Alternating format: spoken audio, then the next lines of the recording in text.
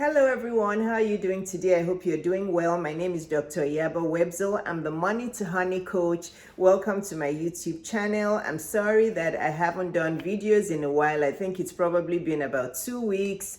I did travel for a while with my honey, and then if you don't see me on YouTube, you guys know where to find me. I'm very active on Instagram. I'm kind of active on LinkedIn as well, but I'm most active on Instagram. So if you haven't seen my YouTube videos for a while and you have binged on my entire YouTube channel, because I have tons and tons and tons of videos on my YouTube channel about how to make money, how to be good at business, how to be good at relationships, how to take care of yourself. So if you haven't seen my videos in a while, make sure you come to Instagram to connect with me and to watch some of my videos there. My Instagram name is at Dr. Iyabo, Driyabo. But if you haven't seen me in a week or two, then just keep on binging on my YouTube channel, on my YouTube videos, and you know that I'll be back. So I'm back today, and I hope you guys are doing well. If you haven't already subscribed to my YouTube channel, now is the time to do it. So hit that subscribe button, share my platform with your friends and family. Make sure you put your notification bell on so that as soon as my videos are posted, it will come straight to your inbox. So today we're talking about, are men really the problem? That's the topic. Are men really the problem? And again, I choose my topics based on the kind of questions I get from you guys, because on Instagram, my DMs are always full.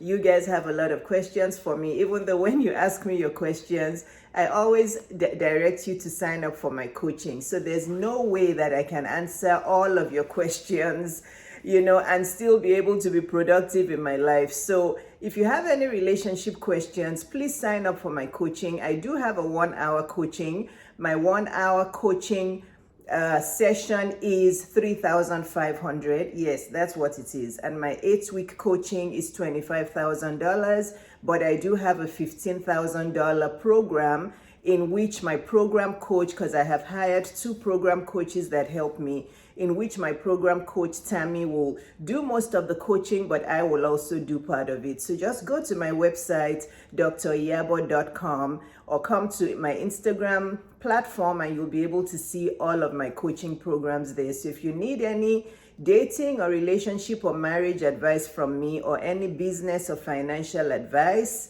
please make sure you sign up for my coaching, because that's how I can best help you. Or just binge on my videos. But if you need me one-on-one to answer your questions and help you with many other parts of your life, then you need my coaching. So are men really the problem? Because many women come to me and they have all of these things to say about men, that there are no more good men out there, all men cheat, all men are narcissists, there are no good men. But are men really the problem? Women, are men really the problem? Absolutely. Just as there are many men that are not very good men, there are also many women that are not very good women. So we women cannot keep blaming men without looking in the mirror. So that's what I want to discuss today. That are men really the problem? Or do we also have to put a mirror in front of ourselves and take a look at the mirror? So I want to start off with, when we're dating men, as women, we tend to ignore the red flags we see. We fall in love quickly, we're like head over heels in love. We just feel like, oh, this is the man I want to marry. After 2 weeks of being with him, we're planning the wedding, we're planning how our kids are going to look, how many kids we're going to have, what we're going to wear at the wedding, how the wedding cake is going to look, and we choose to ignore red flags, okay? You cannot ignore red flags, go into a relationship where all the signs are there, and then when those red flags come to haunt you in the marriage, then you say all men are bad, or all men are crazy, or all men are narcissists. But you saw the signs, and I've been there. Anything I say, I'm telling you, I may, not everything. Everything I tell you, I either have experienced it myself, or I've read about it, or I've helped somebody with it. So I have ignored red flags before. In my previous marriage, I have. And the exact red flag that I ignored, and even other people warned me about, was the exact red flag that came to destroy my marriage. So if you have a red flag in your relationship, are you ignoring it? Are you the issue? Are you the one who's falling in love too fast? Are you the one who is not asking the correct questions so that you'll know what you're getting into? Are you the one thinking that love is the answer to everything? Yes, we must fall in love. Yes, we have to be attracted to our partner emotionally and physically. But love is not enough. I have come to learn that love is essential. You have to love your partner, but love is not enough. You also have to open your eyes and ears and all of your senses to what you are learning about your partner. And if you're not learning those things, you have to ask as the relationship is progressing. So men are actually quite simple. I didn't think that before. Men are actually quite simple. They show you exactly how they feel. They show you, you will know how they feel. They will tell you, they will show you. That it's your responsibility to believe them or to have another reality in your head. So us as women, men will be showing us A and we'll be believing B. And then we'll go and we'll get married to him, we'll have kids by him. And then when that A starts to really show itself as capital A in the marriage, then we get, depressed and discouraged and all of that. And the marriage just goes out of control. So if you ask every woman who is divorced today or who has been divorced, they'll tell you that exactly what led to the divorce, they already saw those signs before they got married, but they still got married to the guy. So that's why I'm asking, are men really the problem? Are men really the issue? Or men are showing us, or they're showing us who they are already. They're giving us all the signs. It's right there in front of us. It's a red flag waving in front of us. But we as women choose to ignore those red flags because we have a different thing in our head. We're like, oh, if I cook the best jollof rice for him, or if I make the best pounded yam for him, he'll change, he'll be a better guy. Or, even if he's a mommy's boy, but his mom is not going to live in our house. So what's the problem? Why is that an issue? That was my issue, right? So men are not only the problem. We as women have to look in the mirror and ask ourselves, what am I tolerating? Do I have boundaries? Am I ignoring red flags? Am I seeing this thing in front of me and ignoring them and then saying that they are the problem? Because when you're dating a guy, right, and the guy is not consistent, for me, consistency is key. And I learned that with time. Consistency is key. If a guy isn't consistent with you, if he calls you today and then you don't hear from him from another 1 week, and then he comes back, he gives you some excuse that he's working or his car broke down or his leg was hurting. If a guy wants to talk to you every day, whether his leg was hurting, whether he's limping, or whether, whatever, or whether there's traffic jam down the road, he will find the way to call you. So if a guy is blowing hot and cold, he's not consistent, while you're dating, but then when he comes back, he becomes extra loving, he brings you flowers, he tries to win you over, then he'll disappear again, probably to his other girlfriend, disappear again for another 2 weeks, but then he'll come back and take you on a fantastic date, and then you don't see those red flags, that he's not consistent, you are not a big priority in his life, and then you still somehow get married to him. And then when you get married to him, he continues the same and it's even worse, right? He's always gone. He doesn't take you out. You don't even know who his friends are and all of that. Then you saw those signs while you were dating, but you had a different reality in your mind, right? Or if while you're dating, he already is unfaithful to you. Well, there are many people that even before they get married, they're boyfriend or girlfriend, but today we're talking about men, right? So your boyfriend already cheated on you while you were dating, before you got engaged, after you were exclusive, right? But before you got engaged, before you got married, you already saw on his phone that he was seeing other women, but he apologized, and because you were in love, you ignored it, and you thought, after we're married, he'll change. No, he will not change. And then you get married and he continues cheating on you. And then you start telling the whole world all men are cheats. Well, you saw the signs and you still went into it. So those are the examples I'm giving. Or while you're dating a guy, you see that he's the controlling type, right? He wants women to do everything, to cook, to clean, to take care of everything. You know, you even do his laundry for him. He brings his laundry to your house. So when you go over to his house, you're doing his laundry for him. You're mopping the floor. You're cooking 3 square meals for him. He's maybe even telling you that he likes women who are stay-home moms, women who are domesticated, who do all the things in the house, but also work and earn money. And you're like, oh, you know, I like this guy. He knows what he wants. You don't see that all of those things are red flags, that he wants a slave, not a wife, right? Then you get married to him. Why? Because, oh, he lives in a big mansion. You like that he drives the latest Bentley or the latest whatever. He has a lot of money. He's rich. You get married to him. And then when you get married to him, you want to go and start working, or you want to start a business, and then he tells you, no, sit down there.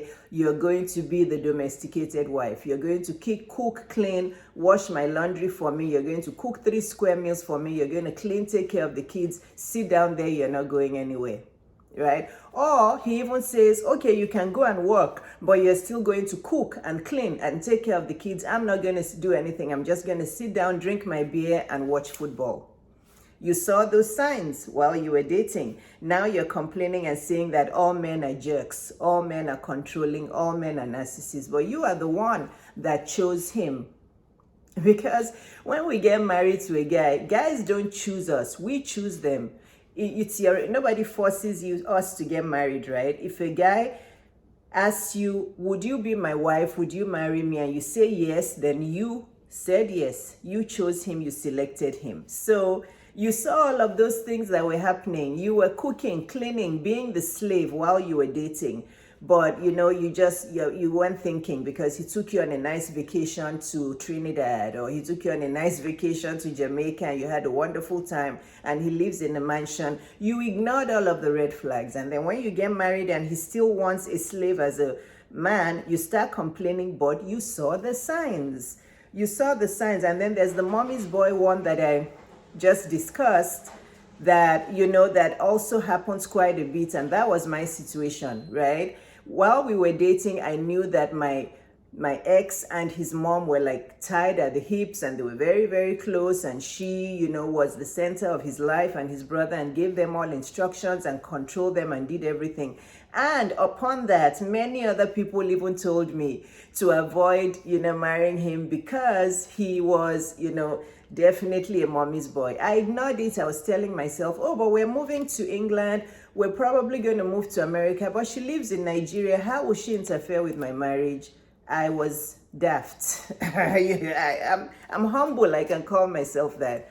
I ignored that big red flag, because that same red flag, as soon as we got married and I got pregnant, oh, that red flag became fire.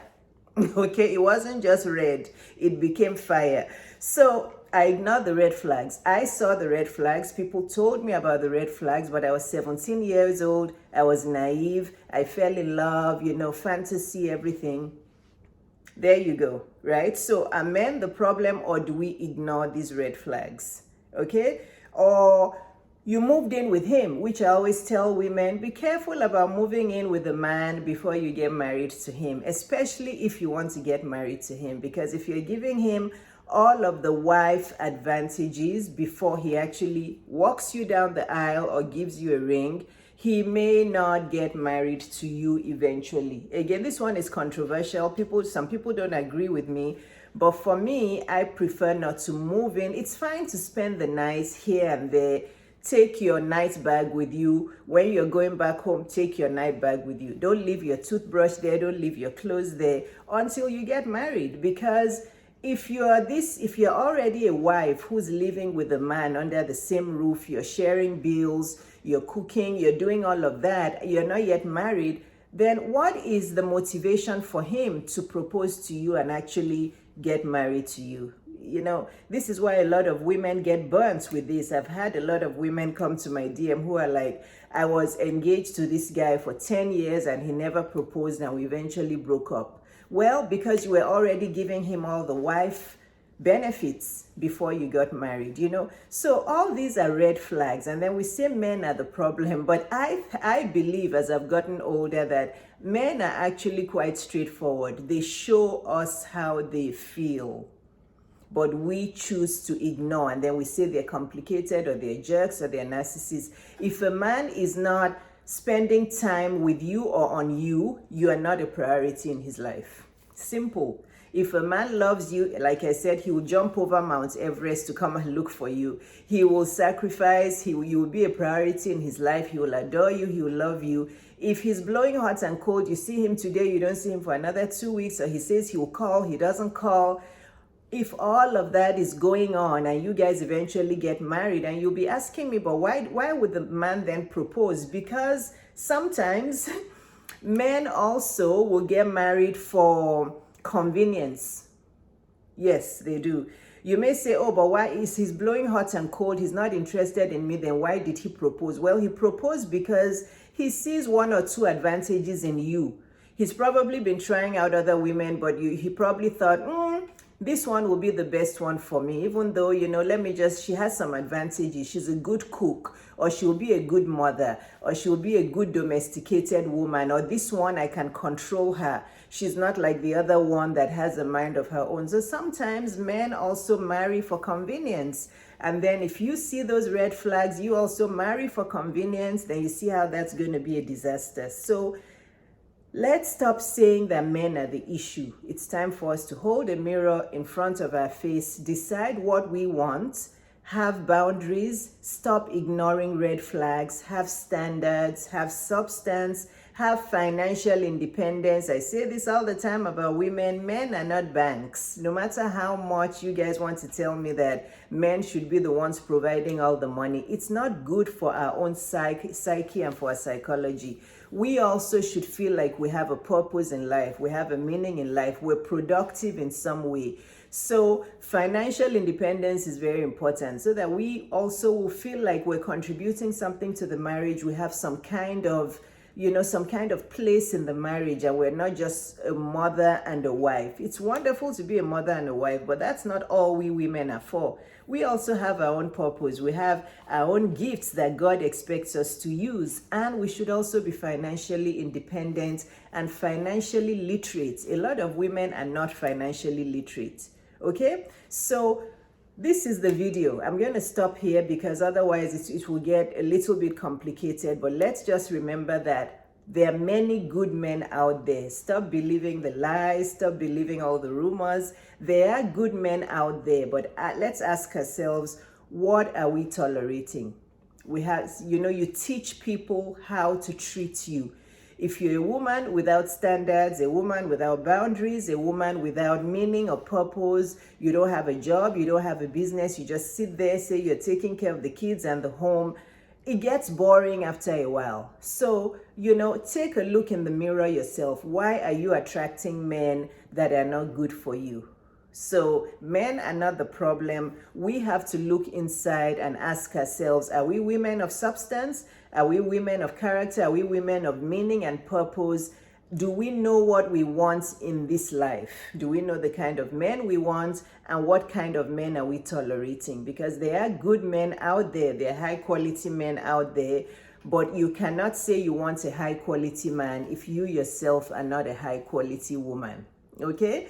High quality men are attracted also to high quality men. And high quality doesn't mean rich. It doesn't mean dollars. It doesn't mean only money. High quality means you have a purpose. You have substance. You have a meaning to your life. You're productive. You're confident. You're using your gifts. You're helping people in the world. You have something that drives you every day. You have passion for something aside from just being a wife and a mother. So I hope this helped. I just want women to stop believing the thing that all men are bad, all men are cheats, all men are jerks. It's not true. There are men that are jerks, but why do you keep attracting them? Maybe you are the one who is ignoring the red flags, or maybe you are the one who has low self-esteem.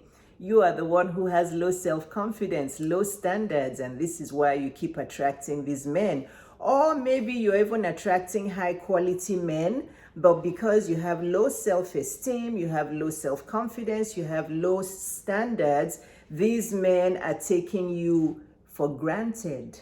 Some of you out there actually are meeting high quality men, but they're taking you for granted because you don't have substance, you don't have standards, you don't have high self-esteem. And I'm not saying that you have to become masculine or arrogant. That's not what it means. You can still retain your femininity, but with substance, okay? So if all of this kind of sounds confusing for you, then you really need my coaching. I really need to sit you down and teach you session after session after session, because this video is really important. It causes a lot of women trouble because they believe all of these things. They're listening to women who have been hurt. If you're listening to women who have been hurt and who haven't healed, women who have had bad experiences in marriages and they haven't taken time to heal, they're going to tell you that all men are jerks, or all men cheat, or all men are narcissists, right? That's what they're going to say. So you have to be careful who you're listening to, and you have to do the work from inside out to help yourself be a woman of substance. So if all of this is confusing to you, then absolutely you need my coaching. So please go to my website, driyabo.com. You can send me an email from there, or just look through my programs and you'll know which one to sign up for. But my programs start from 3,500.